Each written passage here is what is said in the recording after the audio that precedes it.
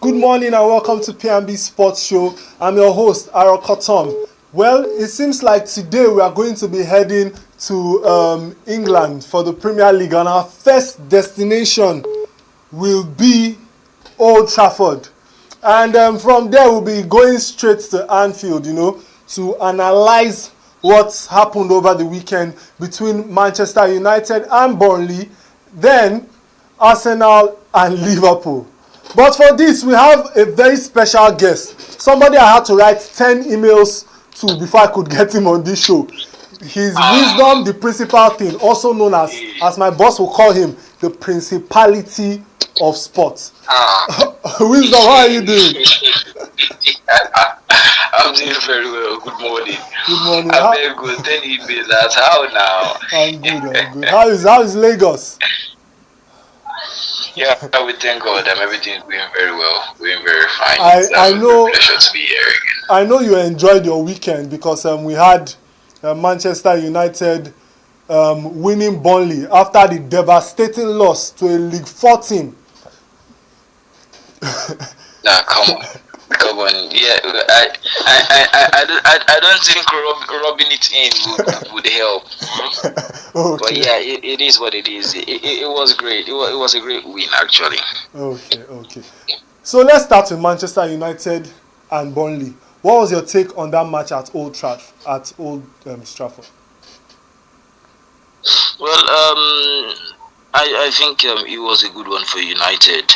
To be honest, they really needed the victory, considering the fact that you look at how Ruben Amorim has been under pressure, and everyone has been calling for Ruben Amorim's head, and so they had to just grind out the result because they were heading into the international break, and a lot of people were starting to feel like, okay, looks like Ruben Amorim might just give up. In fact, for Ruben Amorim himself, he almost felt like giving up, but then when he did his presser, he said he just needed 10 minutes with himself to talk some sense back into him, and he's gonna stay and fight. But it was a very crucial victory.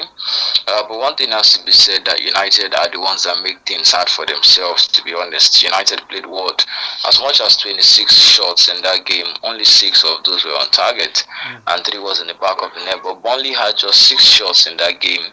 3 was on target and 2 ended up in the net. We talk about clinicality at its finest. So I think that's part of the things that has killed Man United, especially under Ruben Amorim. And even despite the fact that they've changed their entire front line, still converting chances is still a big issue, and which is what they are suffering. You look at the first game of the season against Arsenal, United should have comfortably won that game by at least 3-0. But then it was that same issue of not converting their chances that killed them, and then Arsenal had they had the most important start, which was to put the ball into the back of the net, and that was enough to end them the 3 points. You look at Fulham again. Fulham United started the game pretty well. In fact, they had a very good first half. They missed a lot of chances, and then second half Fulham came out and they brought the game to Man United, and Man United wasn't able to withstand the pressure, and eventually they were able to walk away with a point. Now against Burnley, it would have been the same story. You saw United dominating the first half and everything, just convert your chances. It was a problem until Burnley started scoring. That was when Man United knew where the back of the net was. But then it really is sad to see that United have to go through him. A lot of people have come out to say, oh, Bruno Fernandes was celebrating the penalty as if he had won the World Cup. They had to celebrate that way because they really needed that inspiration to come from somewhere. You saw Ruben Amorim couldn't watch the penalty, because imagine if Bruno Fernandes had probably missed the penalty, or if the penalty hadn't even come, and United would have walked away with that 2-2, and everyone would say, oh, Ruben Amorim is this, Ruben Amorim is that. But then it's all the players. In your opinion, do you think that was a penalty? Because some people came out and they were like on the internet, and they were like, they just gave it to Manchester United. So do you think that, in your opinion, was that a penalty? Or was it just something that they just let go? Well, I think That conversation, it depends. It depends because one thing I can say is this: that this season everybody would have their share of complaint. Everybody would have their share of VAR and this and that. But then some would tell you Jaden Anthony really pulled down Amad Diallo, while some would say, no, he didn't pull him down. But at the end of the day, I'm sure for United fans, they wouldn't mind. Either it's a penalty or not. All they are concerned about is that he got them their 3 points, and that is what they really, really wanted to get out of the game. So yeah, good one for Man United. They really needed that victory heading into the international break, especially for Ruben Amorim. He really needed that victory. Okay. And for the players, they needed it for your confidence. Look at Brian Mbeumo scoring his first Man United goal. I'm definitely sure that he would be happy that it came at the Stretford end, where he was able to celebrate in the presence of the Man United faithfuls. But United fans, they really, really. And then you look at the goalkeeping issues of Man United. See, there's a lot of things that if we begin to analyze about Man United on the show, we're not going to leave today. But at the end of the day, one thing I just have to say is for those calling for Ruben Amorim, I think you need to go back and rewatch all of Man United's game. And then you leave the manager out of it. That's why those that were calling Ruben Amorim, calling for his head after the Grimsby game, that's when I knew that okay, some people don't really watch football. They only just I don't want to say they watch the back of the TV, or they only follow what they follow on social media. Because when you watch the game, you know that for a Grimsby side, for a League 4 or for a fourth division team, you don't need a manager to coach you to trash comfortably a fourth division team. You don't need that. And the fact that you are waiting for your manager to be giving you tactics and instruction on what to do to a fourth division team, it says a lot about the personality and characters of this player. You need to go out there, show that you are Man United, show that you are the bigger team. Whether there's a manager there or not, the onus is on you to go there and deliver. And because these players are not delivering, that's why Man United are scrambling looking for signings. Look at Carlos Baleba, they tried to sign for Brighton, they didn't come through. They've sorted out their goalkeeping issues. Hopefully they have. They signed Le Mans from Royal Antwerp. Le Mans from Royal Antwerp. So United are just trying to survive. They're trying to survive. But after the international break, let's see how things go on from there. They've got Manchester City at the Etihad. So if they are able to scale through, and if they're able to scale through, then you can now say, okay, maybe Ruben Amorim might be onto something. But then United fans, they just need to be patient. Any Man United fan that is I'm not saying United fans should not be expectant, but I think you need to go step by step. So United fans should not be over the moon. I know you want results. United have spent as much as 240 million already this summer, but still. Don't expect magic to happen, because it's Man United. Man United would always be in the news. Look at Man City losing 2 games back to back, lost to Spurs, lost to Brighton. The media is quiet. No one is castigating Manchester City. Tottenham Hotspur lost to Bournemouth, just a single shot on target in the entirety of 90 minutes. No one is talking about it. But we all know the issue. United. We all know the issue with Man City is that they've just refused to change tactics, and everybody has studied the games or the way they've been playing over the years. But talking about Manchester United, they've had defensive issues. We don't know if it's a midfield issue, because it seems that when they score, they come back to the midfield and the defense just to secure it. We don't know if they need a defensive midfielder or what exactly they need. We have the likes of Maguire sitting on the bench. For what reason? Most fans do not even understand. But what is your take? What do you think the problem of Manchester United is at the moment? Well, I think the problem of Man United is basically what I've just pointed out. The fact that these players, they really need to step up, and do not let it be about the manager. Yes, we know that there's something wrong with Man United. When I say there's something wrong with Man United, at least you can see over the past 2-3 days or 4 days, you've seen Man United managers get sacked, from Eric Ten Hag to Ole Gunnar Solskjaer to Jose Mourinho. Former Man United managers getting sacked like it's no man's business. But I think these players, they really need to step up and take responsibility. The manager would not come on the field and put the ball in the back of the net. They are the ones to do that, and that is where United's problem starts from. I think for United, they would concede goals. That is clear. They would concede goals. But you saw towards the latter stages of last season that United, in defending, they were very resilient. But going forward, that was where they had issues. And now this season, they've started off well again. In attack, they are doing so well, but the problem is converting their chances. And I think that would be the difference for United this season. United has the highest XG, the highest expected goal ratio this season. Because they had about 21 shots on target.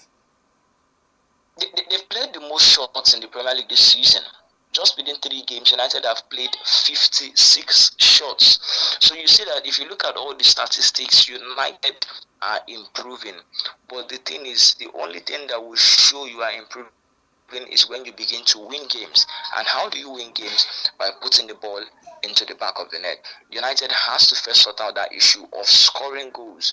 Now, once they can begin to score goals, then Ruben Amorim can now change his focus on saying, okay, maybe this time I should look at my midfield or look at my defense. But if you don't score goals, there is no way you win game. If you have the best set of defenders and midfielders in the world, if you can't put the ball in the net, you are not going to win that game. Okay. It's as simple as short as that.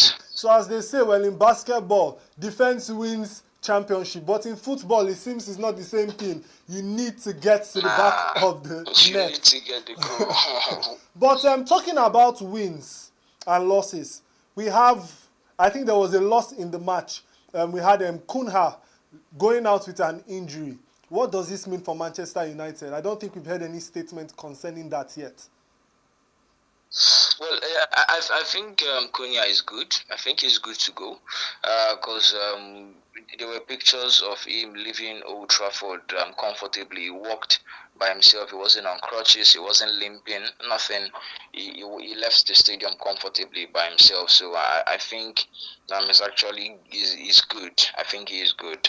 That's why no report or no news came out that he's injured and everything. And I think it was just a minor injury.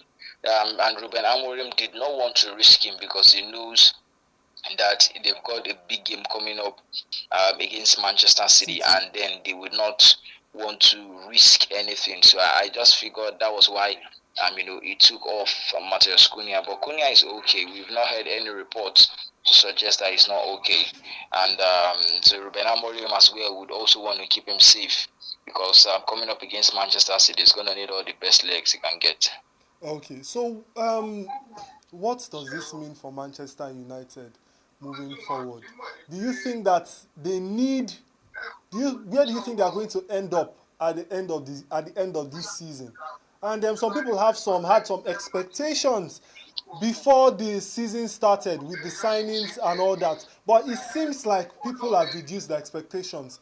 As an analyst, what is your own expectation on Manchester United?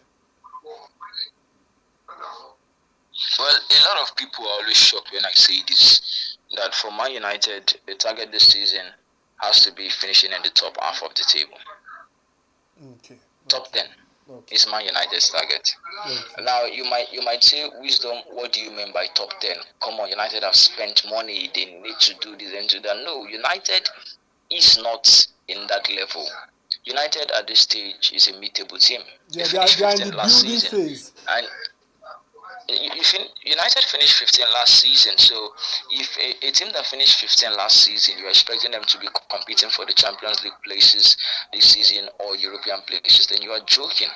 You don't expect that team to work. Yes, there are seasons where a team comes up and out of nowhere the team is doing incredibly well and they shock everybody. They might even finish second or third, and you're like, oh wow, wow, wow. But not with this Man United team. Not with this Man United team. The target for United this season is simple.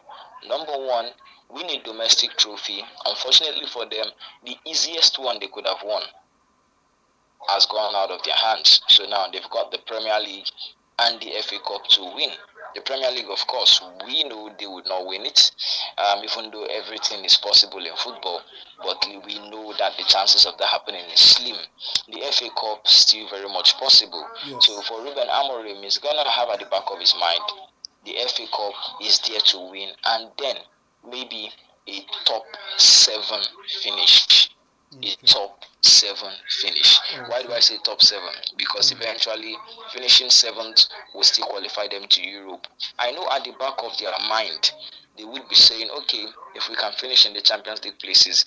But realistically, I'm telling you, if Man United was to finish in the top 7 or top 8, United fans should be grateful. They should know that they have had a good season based on the standard and based on what they've suffered from. Okay. And then you can now say, Ruben Amorim's next season, they should be expecting something better. Okay, so I'm guessing your advice right now is that Manchester United fans should not ask for the head of Ruben Amorim just yet. But now we're going to be moving on to Liverpool and Arsenal. Well, it seems like it was a devastating loss for Arsenal fans, and they actually expected more from the team.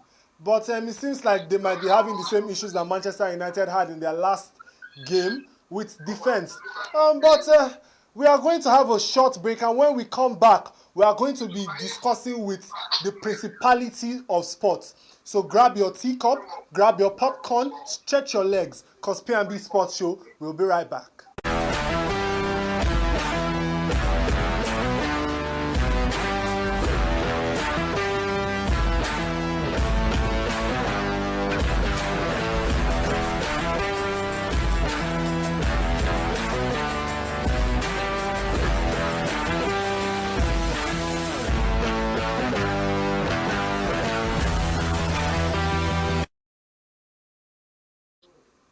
Welcome back to P&B Sports Show. Well, I'm still your host, Aaron Cotton, and I'm still here with the principality of sports, as my boss would like to call him.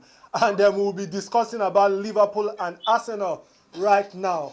Well, my big boss analyst, tell me, what are your thoughts on that match over the weekend? Well, I think first of all, one thing for certain, for Arsenal fans, that wasn't a good game. But for Liverpool fans, it was a great game, capped off by a fantastic free kick. But first things first, I have to say, Arsenal, they suffered what Man United suffered on the opening game of the season. Can you hold on? You know, when we went on the break, someone came in and told me that don't compare Arsenal to Man United. So I'm happy that you are making this statement. So just carry on.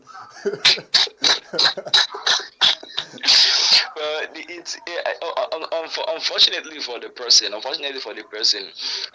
we have to use that comparison because that is the best way to describe what went down on Sunday. And Arsenal fans will know what it feels like to be the better team on the day and yet lose out by just a single goal. Because it was very painful, to be honest. It was very painful. Arsenal had the best chances. They were really giving Liverpool back to back. That's the definition of it. They were literally on their tails. But at the end of the day, football is about converting your chances. Arsenal couldn't do that. And Liverpool, at the end of the day, Dominic Szoboszlai, a fantastic free kick, 30 yards out. There was nothing the goalkeeper could do about it, and that was enough to end them all 3 points. And it somehow begged the question of despite all of the attacking talent that Arsenal, have in their ranks, they just couldn't convert their chances. I think that's just what football is all about. You have good days and you have bad days. But for Mikel Arteta, I'm so sure he would be very disappointed that he wasn't able, his side wasn't able to get all 3 points. But for Liverpool, and it's lot wouldn't mind.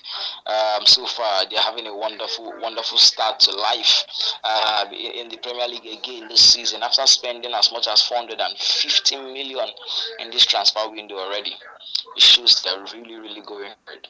Okay, so talking about Arteta's side, did they show you enough? Did they show you enough to prove that they're actually title contenders this season?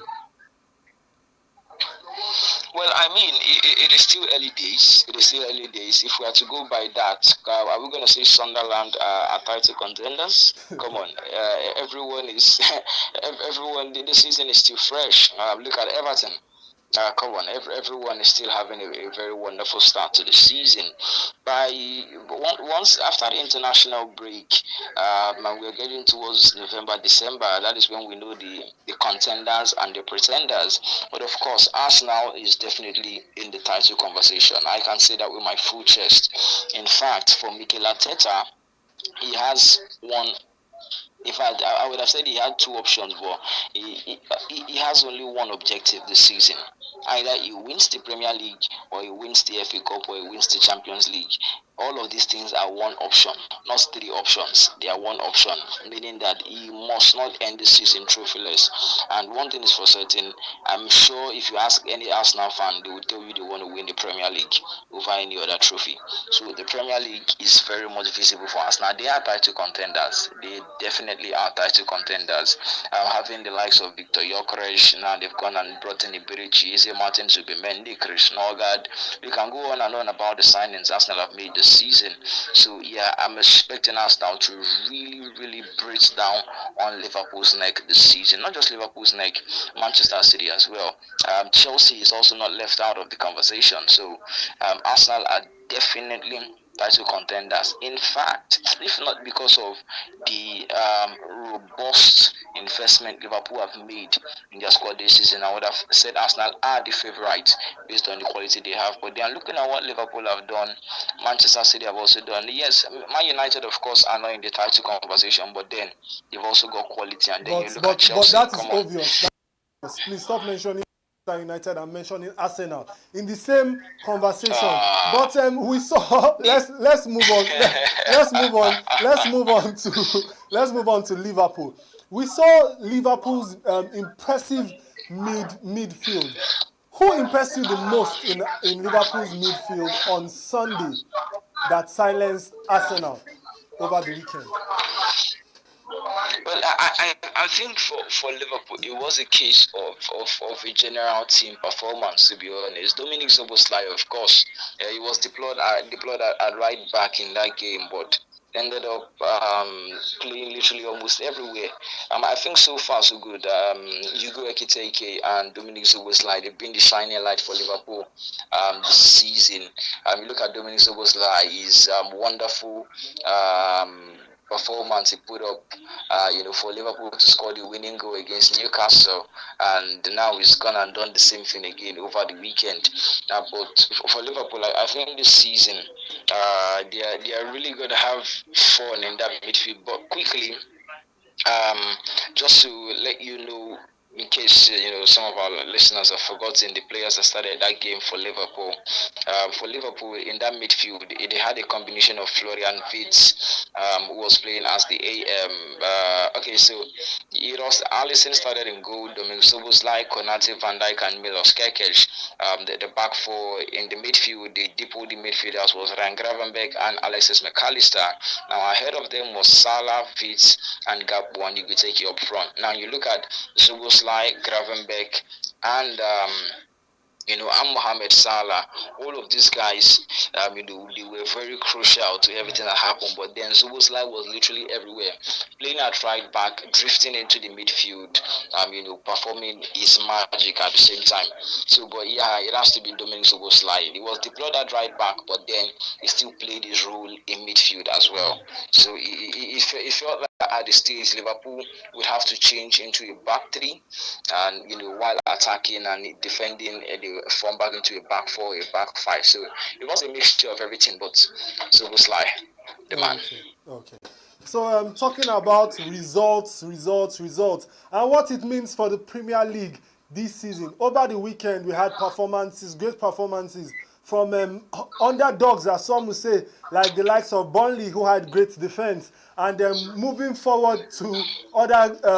Did you have to mention Burnley now? Did you have to mention Burnley? and some other teams like Man City, Man U, Arsenal, Liverpool, who actually people expect much from. Moving forward for the Premier League this season, what are your expectations for the table?